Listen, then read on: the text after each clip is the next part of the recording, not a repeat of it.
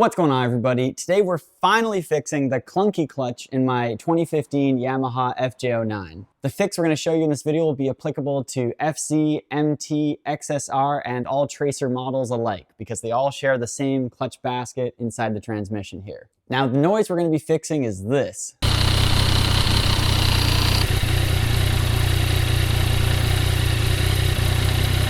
This noise is caused by clutch cushions inside the clutch basket compressing over wear. Yamaha made some soft cushions in the back of the clutch basket, and they compress and compress until you hear this knocking, clunking, or gronking noise, as some people call it online. So today we're going to fix that with this kit I've assembled here. If you want to pick up this kit that I've got here and I'm using in this video, you can check it out in the links down below. They'll be for sale there on my site. The repair kit I have on the left here is everything necessary to fix the specific problem with this bike.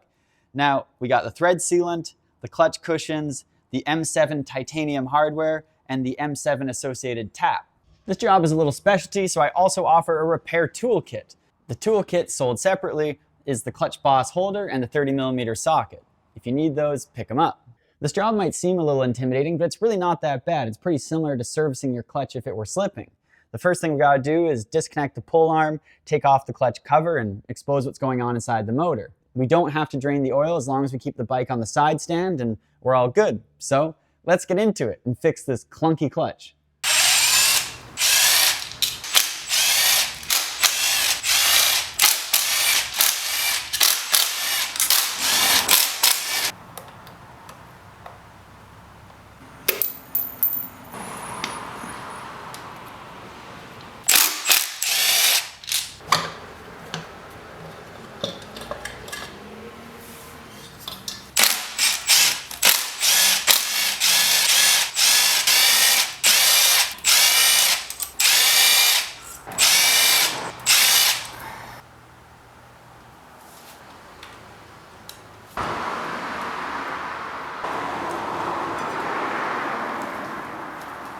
Now all we got to do is get this nut off, but the nut is mechanically held in place and compressed in place by these two little indents.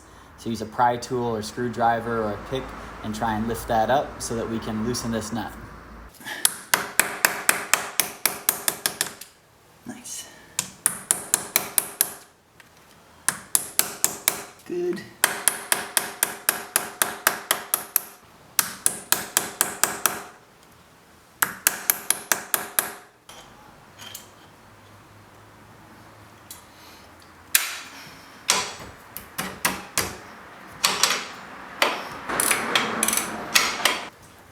Oh, pretty tight.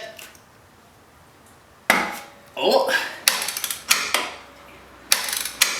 got her loose.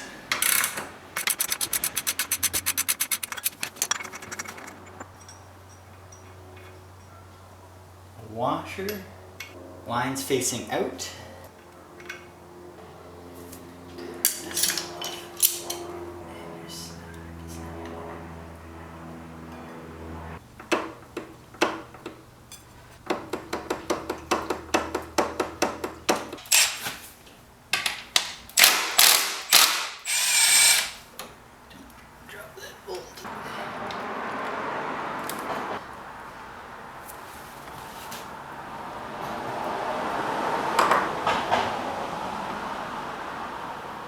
Got that, all these bearings on here.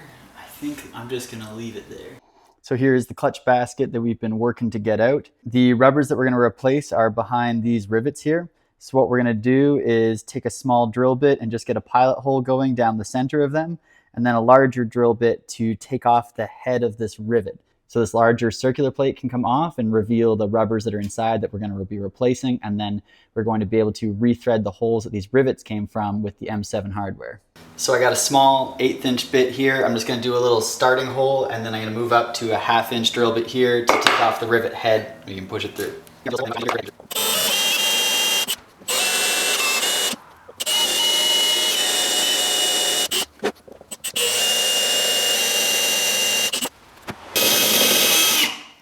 Oh yeah, that was easy. Head of the rivet off.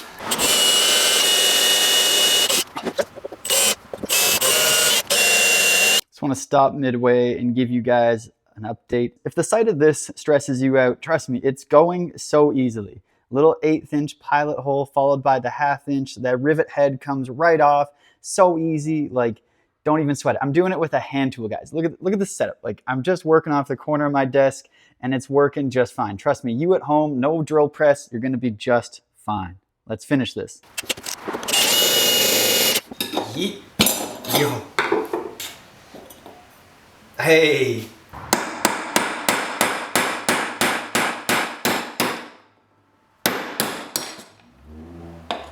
Yeet.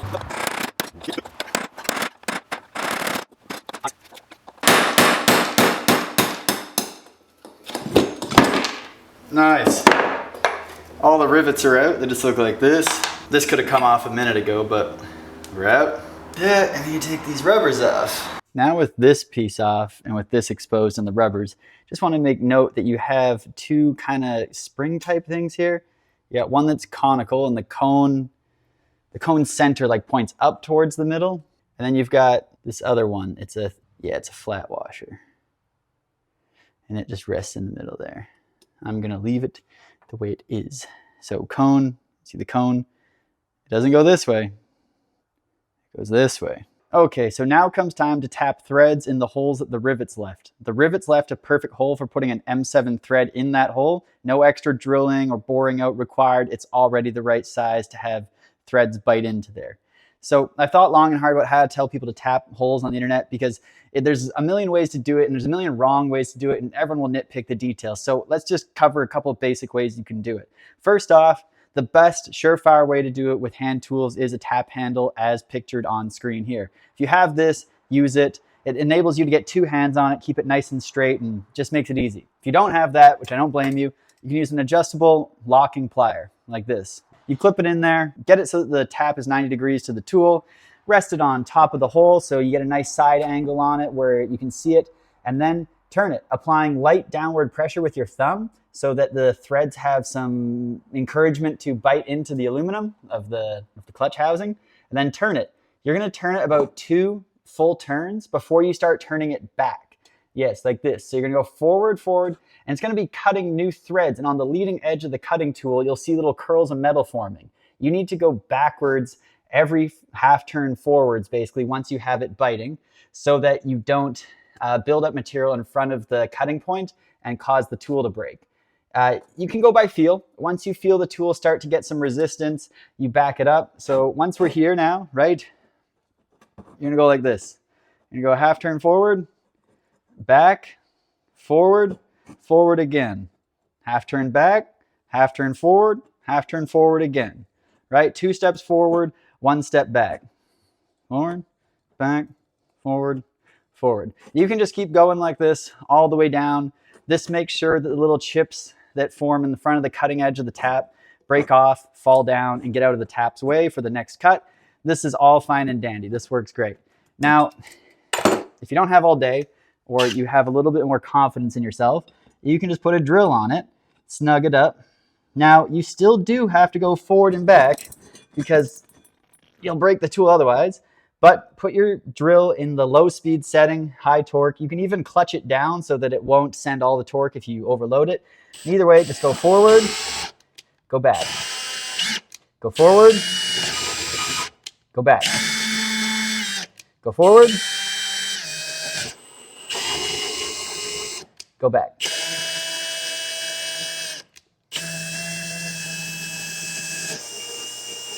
Once you've sunk the threads of the tap all the way in line with the top surface of the little mound here, you're good. When you're taking it out, you want to pull up lightly on it so the weight of the tool isn't going to mar the last thread as you take it out.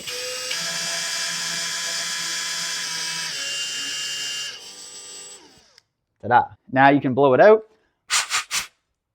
inspect the threads. You can check it by taking one of your bolts that are in the kit, thread it in, threads nice. It should thread no resistance, just real easy. And sure enough, it does because it's perfect. So there's your 3 ways you can tap these. I'm going to finish off the remaining 5 I got to do, and we'll keep moving forward. Also remember, clean off your tap between every new hole and oil the tap before you start a new hole.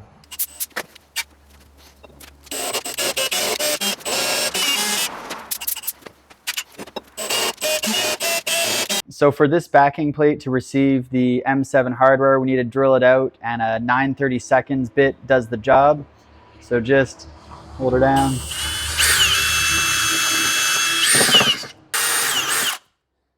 It's got a little bit of a burr from the cut on the backside. I'm just going to take a drill bit and just chamfer it around the backside with a larger drill bit. Something like 13/32 ought to do. Nice.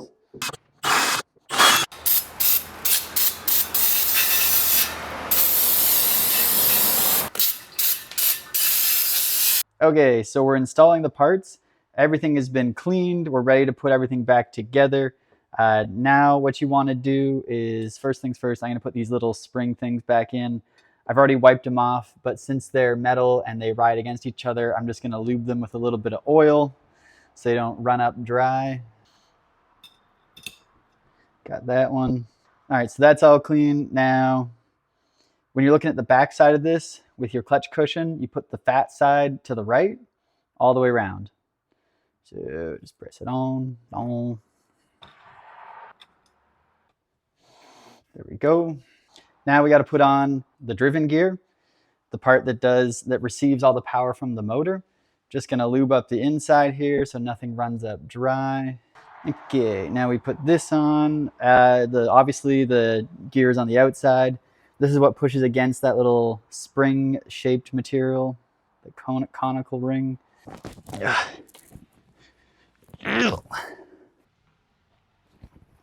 Putting most of my body weight on it.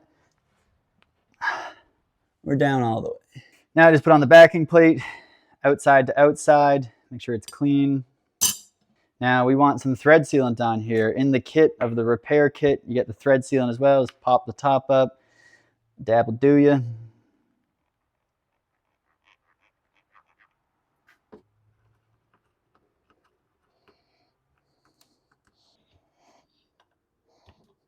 So I finished putting the new hardware in. I torqued these M7 bolts to 7 foot-pounds, and just a little bit more than what Yamaha specs for an M6, so should hold just fine. And the little marks to make sure I torqued everything. Let's put it back on the bike. Okay, so we've got the clean clutch housing and the oil pump chain. Just gonna take the oil pump chain, drape it over the gear on the back so it hangs down. It's the easiest way to put it. Now we got to slip it on top of these needle bearings. We've left all that assembly on there because there's just more washers back there and needle bearings. We just don't need to mess with it. So it should just slip on, and then we got to interface it with the primary gear off the crankshaft here. So that's the only thing we got to line up really, other than sliding it on the shaft. Easy, light work. This oil pump bolt is torqued to 11 foot-pounds down here, and it needs Loctite. Torque wrench. There you go. I guess you can't really go wrong with this, but there's a thrust plate on the back side of this. It's got slots on both sides.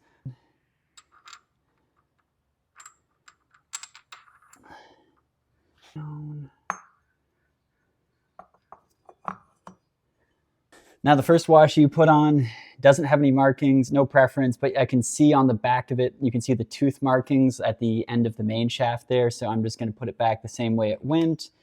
Doesn't matter, NBD, but this one though that follows it, it has out written on it with the 4 lines on it. It must face out. It seems a little redundant that you would have a mechanical lock and thread sealant. I ain't one to complain about extra backups on safety. Run it on with the 30. This clutch boss nut is torqued to 90 foot-pounds. So let's put it on. Get your clutch boss holding tool and arrange it in such a way that you'll be able to hold it while you hold the torque wrench. There's nowhere to like pull on it. Yeah. There we go. One for good measure. Torqued. Now we just have to stake the nut. You should probably replace this nut. You know, Yamaha would tell you to, any nut that gets manipulated, it should be in theory replaced, but it's not how we do things always.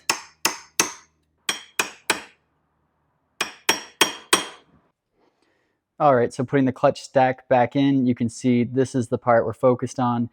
So it starts out with 5, which is the thick tabbed end of the friction plates. Then it goes to 2 thin tabs, and then back to thick tabs for the rest. Install the last friction plate 1 offset from the other friction plates 2, making sure to align the projection of the friction plate with the punch mark A on the clutch housing. With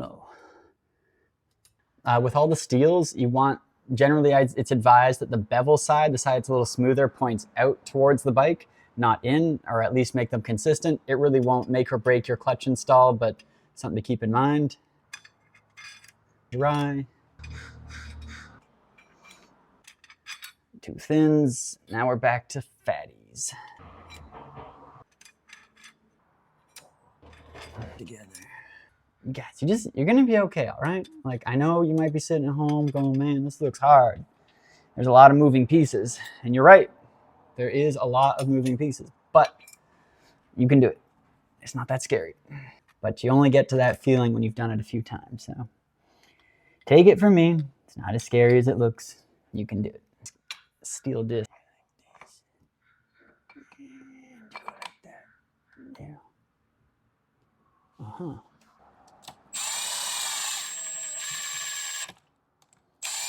These pressure plate spring bolts are torqued to 7.2 foot-pounds. Okay, this might not seem like it, but it's one of the more trickier things to do because you have the pull arm or the pivot arm here that connects onto this. You got to get this kind of at the right angle, and then you got to rotate this as you put it on. I think it's going to be easier now with the arm off to get this all copacetic. Also, this gasket here that covers the clutch cover, you should replace that. That's best practices. I'm not. Do better. Do better than me. I walk so you can run, right? Let's see. When you kind of eyeball it, you can see that this points up to the right, and if this is parallel with it, you're off to a good start. Giving me a time, eh? Oh, there we go.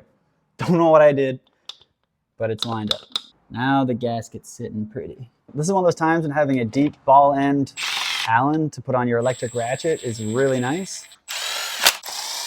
Put the wires in the little slot on the left here.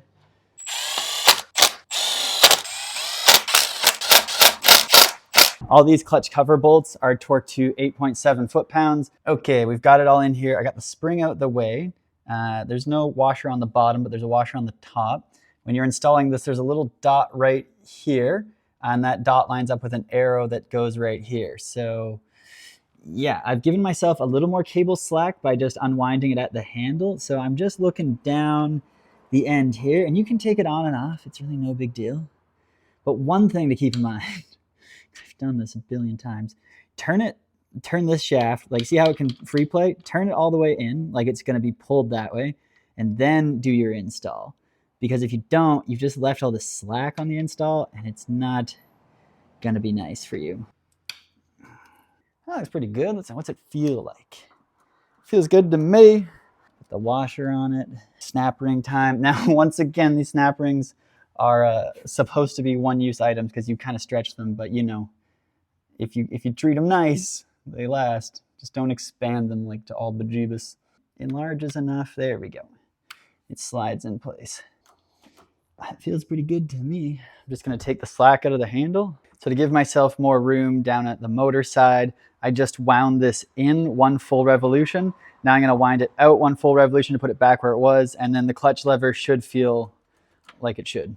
If you want to get technical about it, the clutch lever free play spec is 10 to 15 millimeters, and that is measured on the angle here. So this free play should not exceed 10 to 15 millimeters. So you can dial in that free play with this little adjustment right here.